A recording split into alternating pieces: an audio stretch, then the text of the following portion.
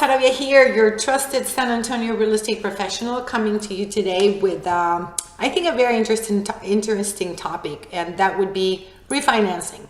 A lot of my seller clients, those that are not thinking on selling their home, they're asking me if it is a good idea to refinance a home, their mortgage. And there's really no simple answer to that. So I will try to go over the 3 things I would consider before deciding whether to refinance my mortgage or not. The first one would be interest rates. Interest rates are still at historically low levels. However, you first need to check out what your current interest rate is.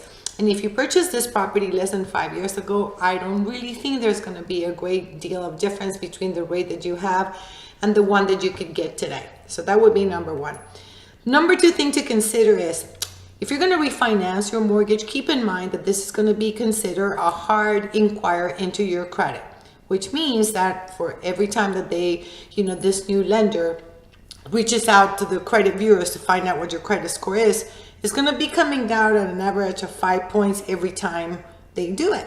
So you really have to consider that, because if at the same time you're also having maybe auto loans or department store credit cards, things like that, then you can see your credit score decreasing very rapidly here. The third thing to consider is, how much longer are you going to be living in this house?